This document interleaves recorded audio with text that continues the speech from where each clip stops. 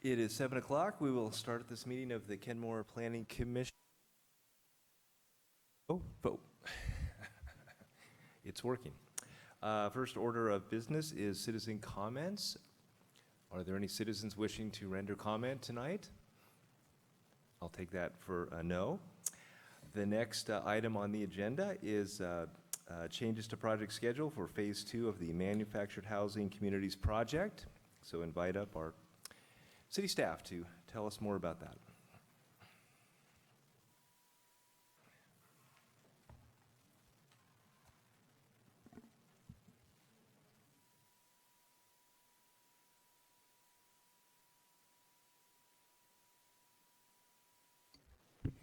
Good evening. So as we stated in your packet tonight, we have a change in plan for this year's docket work program. And that is the result of an appeal of the Manufactured Housing Communities Ordinance that was filed on the 17th. And because of that, and because now that ordinance moves forward to the Growth Management Hearings Board, and we will not have a decision on that until December 11th. We are going to delay further action on the upzoning project that you've been working so diligently on. So we anticipate after the December action, presumably, we would be back looking at the issue again. But in the meantime, we are intending to move up the accessory dwelling unit project. That was the next item on your docket. So I had included a change to the work program timelines, which indicated that on August 6th we would introduce the project to you, and then on August 20 we'll begin our discussion of policy options and recommendations. We already have a change to the change in that on September 3rd, the PROS plan, I think it'll probably be the capital facilities information, will come forward to you instead of continuing the ADU discussion, and then we'll probably be alternating back and forth. So with that, that is my entire agenda item for you. What can you tell us about the appeal in terms of the grounds and who made it? And Right. I can say that the appeal was filed by the three property owners that own the parks north of SR 522. So in fact, the subject of your upzoning work. Beyond that, I really can't say very much. That's something the city attorney is handling, and so she is representing the city there are a number of court Growth Management Hearings Board actions that have to take place over the next few months, the most recent of which was to file an index of the whole record. You can imagine 2017 to 2019 how many pieces of paper that was. So we had to prepare that, and we've been working diligently and have sent that in at this point. So if the appeal is upheld, what does that mean? So if the appeal is upheld, the ordinance would be overturned, which would mean that protection for all 6 of the mobile home parks would not be in place any longer.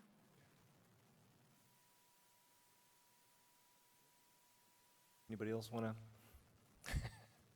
ask some questions about that? Thank you, Lori. Maybe another question is simply,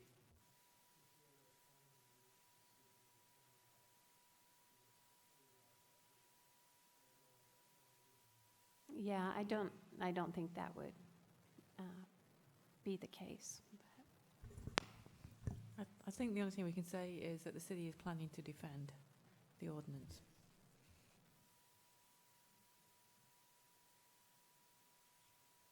Okay, well, on to the next piece of the agenda, which is the PROS plan, and you can see that although it looks like a hefty packet, what really is included in the packet is a summary of your work to date.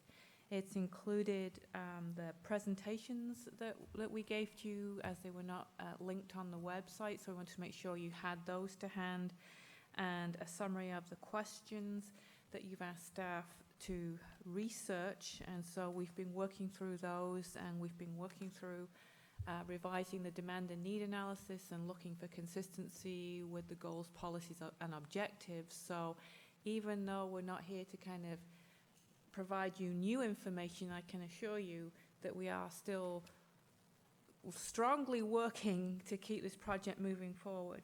And as Laurie mentioned, the next step will be bringing forward a discussion of the Parks Capital Improvement Plan and the capital facilities element of the comprehensive plan, and that's scheduled for September 30th.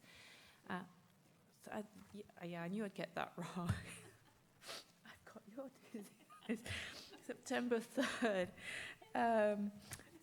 But as sort of background for that upcoming discussion, we thought it might be useful just for you to see what is currently in the 6-year capital improvement program, as well as what is detailed in the capital facilities plan. And as you may recall, the capital improvement plan is what is currently budgeted and funded for the upcoming 6 years. And the capital facilities plan is the unconstrained list of capital projects. And it's that capital facilities plan which will be the topic of your next discussion. So this is sort of a summary of what you've done to date, kind of letting you know what we're working on, and providing you information about the CFP and CIP as sort of a primer for your September 3rd upcoming meeting. And that's all I have to say, unless you have any questions about the work that we're doing for the PROS plan.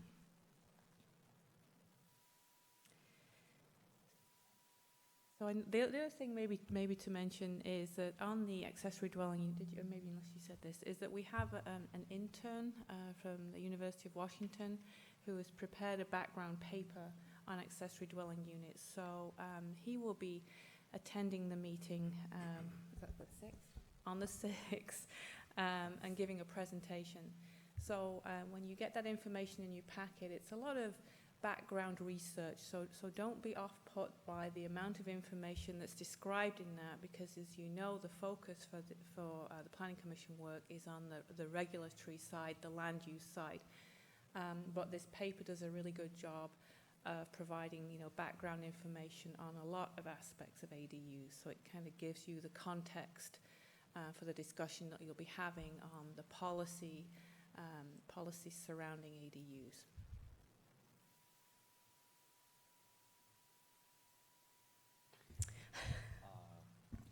Does anybody have any questions about the status, the process, the substance? I take you're open to questions about what's... I have one question. I'm not able to attend the August 6th meeting, so I'm assuming that it will be recorded and I can view it before I come to the 20th. Correct. Okay. So as always, we'll have it recorded, and the background paper will be sent out a week ahead of time, and then we anticipate that there will be a PowerPoint presentation that sort of summarizes the high points of the background materials. Okay, sounds very interesting.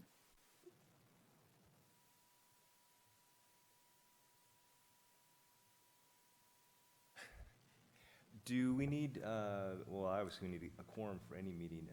August is vacation. You're going to be gone the 6th. I'm going to be gone the 20th. Do you need to canvass us for a quorum for Well, while you're here, one or both of those? we While could we're do here, that. well, there's only 5 of 7, so that's an incomplete list. But Right, and both Mike and Suzanne, I think you all are aware, had let us know ahead of time that they would Sure, not be here yeah, tonight. yeah. So. Well, do we get that? So let's start with the 6th then. Is that who cannot attend on the 6th out of the 5? So Carol, okay. Anybody else? Nope. How about the 20th? That's just not. And everybody else is so far so good. Okay.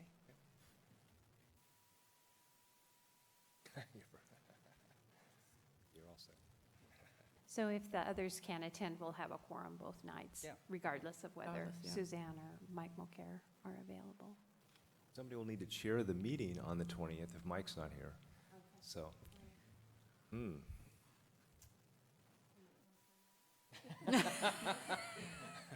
No. just Oh, goodness. saying. I think everybody's avoiding eye contact. Yeah. with you at this point. Flip a coin and the loser will get to share the meeting. Sorry. It's all right. Yeah, yeah. I'm sure it will It's a all discussion, work out. yeah. Yeah. Oh, absolutely.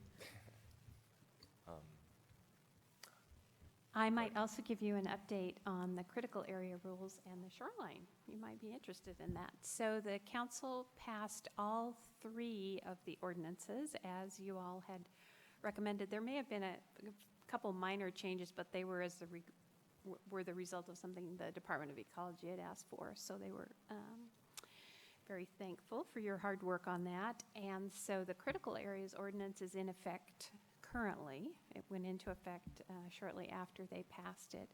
The shoreline ordinances, both the comprehensive plan, shoreline sub-element, and the shoreline regulations have gone to Department of Ecology, met that June 30th deadline.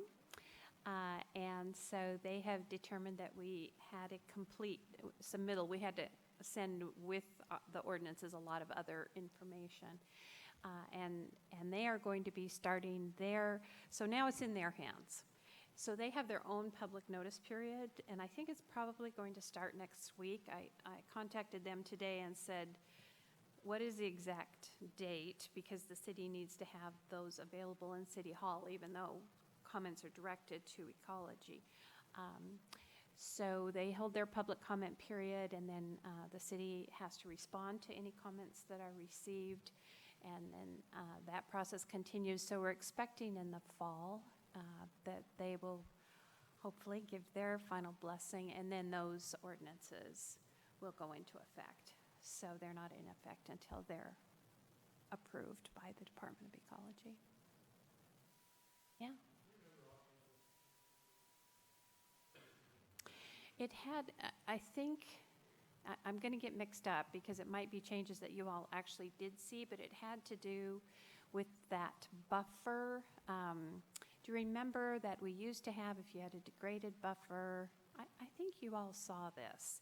And we had an overhead that showed if you had a degraded buffer, and there was a structure in it. Okay, so that's that's the change that I'm thinking of. And then they may have asked us to tweak a couple of words in that code language that you didn't see, but it didn't change the intent of it at all. It was just, they felt it was a little clearer if we phrased it a different way, so.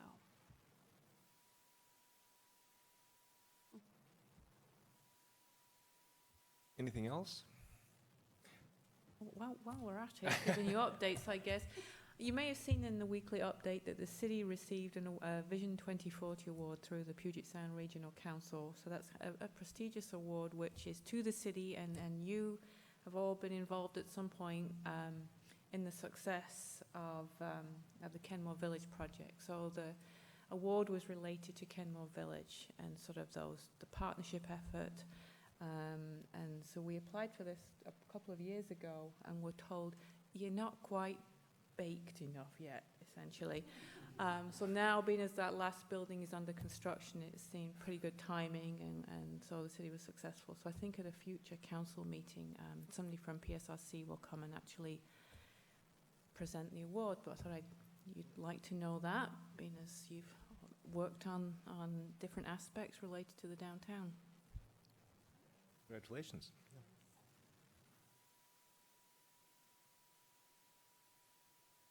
I don't have anything else to update you on. Yeah, I just, as long as we won't take too much. I see on the new timeline, there's a panel presentation of the council on affordable housing. I think that came up earlier. Obviously, it's a council presentation. That's something we should keep an eye on and try to attend. I know it doesn't sound like look like it's scheduled specifically yet. Right. Or is it? I put it on your calendar because I know you were interested in it, and you certainly would want to be aware that it was going on and hopefully attend. We don't have an exact date yet. It'll be in September at some point, and it would probably be a special city council meeting. So we're working with room reservations and the council to pick when it will be. The direction we're headed, this was supposed to be a panel of developers or builders of affordable housing. And so we're focusing on things like it's called the missing middle, so duplex, triplex. We're hopefully going to have someone who would speak to ADUs, which will be right on point with what you all are interested in.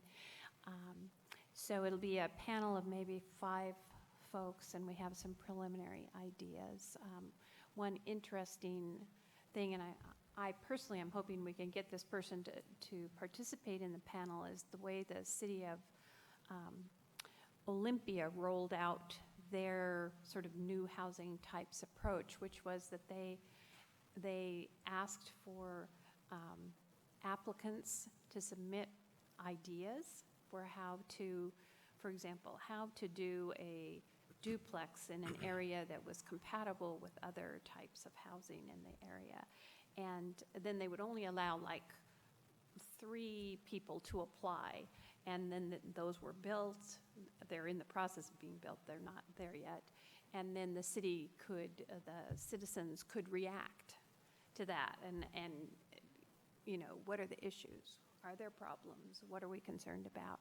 It was a really interesting way to roll out, rather than just, here you go, you know, but just give the community the opportunity to really engage more in what the ideas were. So I'm hoping that one of the folks who worked on that rollout project might be on this particular panel. We'll see. Okay, anything else for the greater good? Anything else? No, That's I'm all we sorry. got. That's all I got. Okay, in almost record time, this meeting is now adjourned.